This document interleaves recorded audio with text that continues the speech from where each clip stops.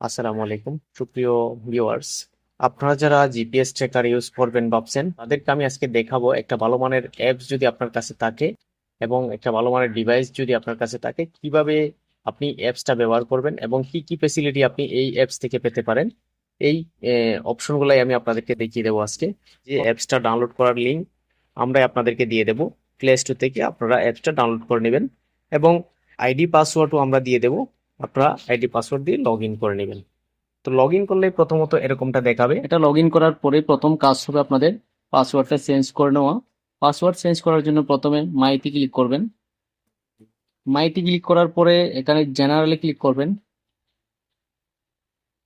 এরপরে change the password, এই যে 3 নাম্বার লেখাটাতে ক্লিক করবেন।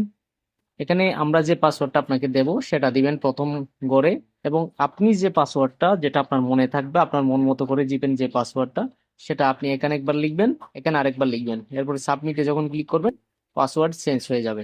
তো আমি একটা একটা করে সবগুলো অপশন আপনাদেরকে দেখাবো। প্রথমে পেয়ে যাবেন হচ্ছে ট্র্যাক।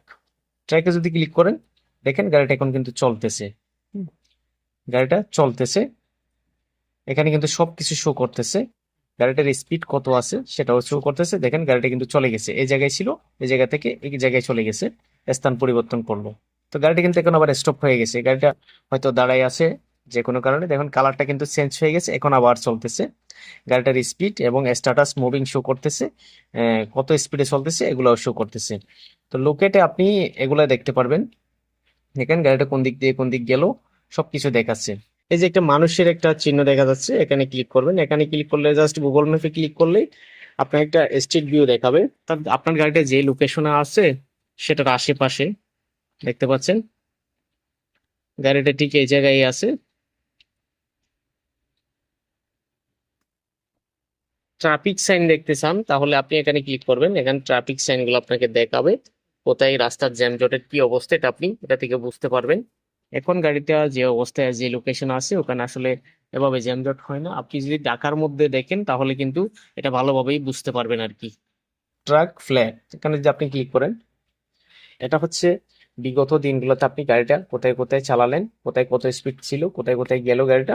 এটা আপনি ইয়েস্টারডে দেখতে পারেন, কিংবা আপনি কাস্টম যদি সিলেক্ট করেন তাহলে এখানে ডেট সিলেক্ট করে দিতে পারবেন আপনি কোন ডেটের হিস্টোরি দেখতে চান, এই বিষয়টা আর কি।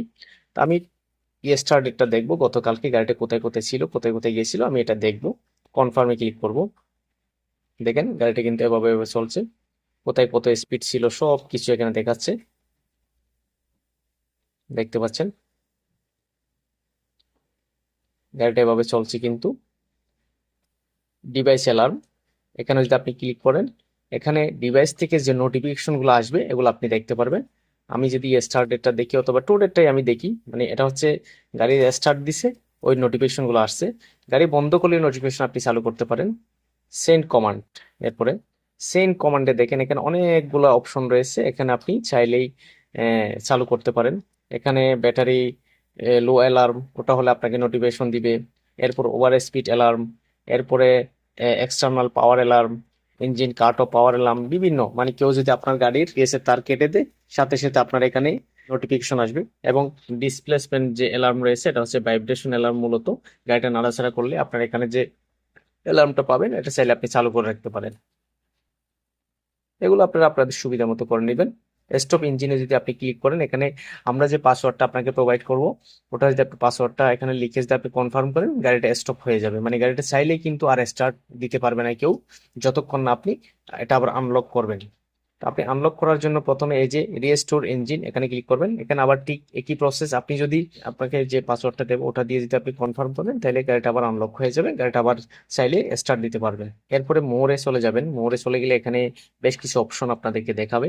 এরপর ডিটেলস, আপনার ডিভাইসটার ডিটেলস সম্পর্কে, ডিভাইসটার নাম কি আপনি চাইলে এখানে গাড়ির নাম্বার এখানে দেওয়া আছে, আপনি চাইলে নিজের নাম দিতে পারবেন। এখানে আপনার বিভিন্ন তথ্য আপনি দিয়ে রাখতে পারবেন। এরপরে ইলেকট্রনিক ফেন্স, এটা হচ্ছে একটা এরিয়া সিলেক্ট করে দেওয়া। একটা এরিয়া যদি আপনি সিলেক্ট করে দেন যে এই এরিয়ার বাইরে যদি যায় গাড়িটা তাহলে আপনাকে একটা নোটিফিকেশন দিবে। প্লাস এটাও সিস্টেম করা যায় যদি এই এরিয়ার ভিতরে গাড়িটা ঢুকে তখন আপনাকে নোটিফিকেশন দিবে। এটা হচ্ছে একটা এরিয়া সিলেক্ট করে দেওয়া গাড়িটার জন্য।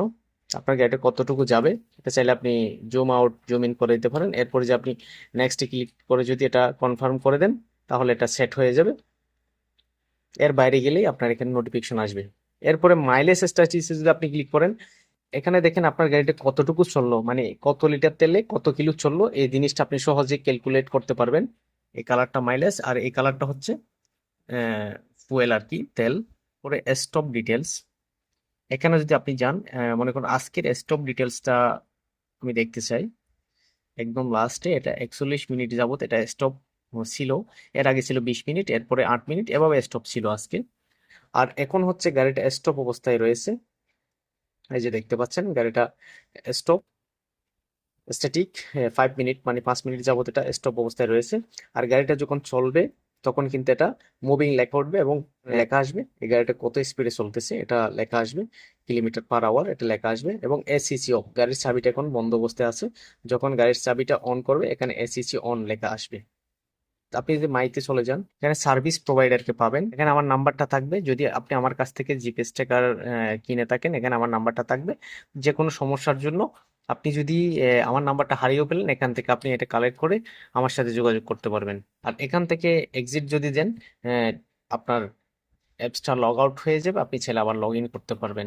আপনি যখন ট্র্যাকে চলে আসবেন, এখানে কিন্তু দুইটা বাটন আছে, একটা হচ্ছে লাল আর একটা হচ্ছে সবুজ। লাল বাটনে ক্লিক করলে গাড়িটা অফ হয়ে যাবে, সবুজ বাটনে ক্লিক করে আহ, গাড়িটা আবার অন হয়ে যাবে। যদিও বা এখানে আমি তো দেখিয়েছি আপনাদেরকে, এখানে পাসওয়ার্ডটা লিখে আপনাকে কনফার্ম করতে হবে।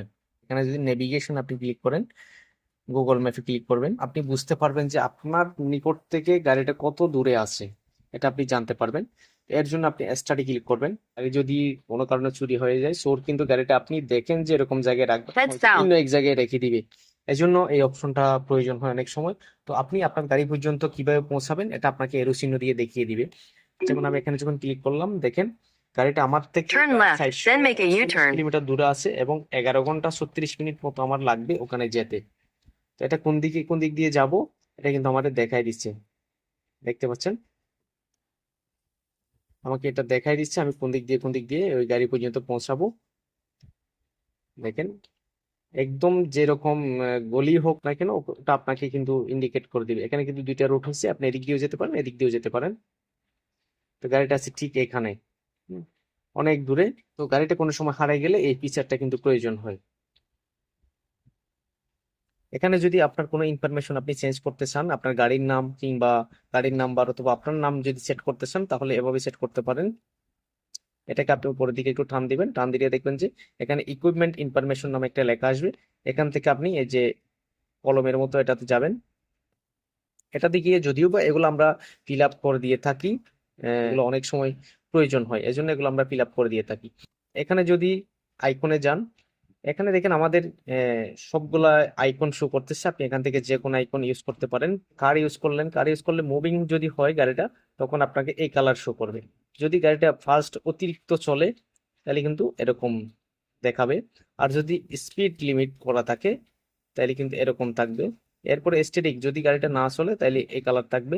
গাড়িটা যদি অফলাইন হয়ে যায় তাহলে এই কালার হবে। মনে করেন যে আপনার একই সাথে 8টা 10টা 2টা 3টা গাড়ি থাকতে পারে একজন মালিকের, আপনি চাইলে একটা অ্যাপস এর মাধ্যমে সবগুলা গাড়ি দেখতে পারবেন। আপনি যদি লিস্টে চলে যান, লিস্টে গেলে দেখতে পারবেন যে এখানে আপনার সবগুলা গাড়ি, এই ভদ্রলোকের একটা গাড়ি আছে, এজন্য একটা গাড়ি দেখাচ্ছে। ওনার যদি আরো বেশি গাড়ি থাকতো এখানে সবগুলা দেখাতো, জাস্ট ওটার উপর ক্লিক করলেই কিন্তু এখানে আপনার হোম পেজে নিয়ে আসবে, আপনি এখান থেকে গাড়িটা দেখতে পারেন, অথবা আপনি জুম আউট করেও দেখতে পারবেন।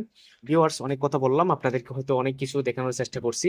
আপনারা যদি আমার কাছ থেকে জিপিএস নাও কিনেন, অন্তত অন্য জায়গা থেকে কিনলেও আপনি বিষয়গুলো বিবেচনা করে তারপর জিপিএস ট্র্যাকার কিনতে পারবেন। যদি আপনাদের কারো জিপিএস ট্র্যাকার প্রয়োজন হয়, আমাদের সাথে যোগাযোগ করবেন। ধন্যবাদ। আসসালামু আলাইকুম রহমতুল্লাহ।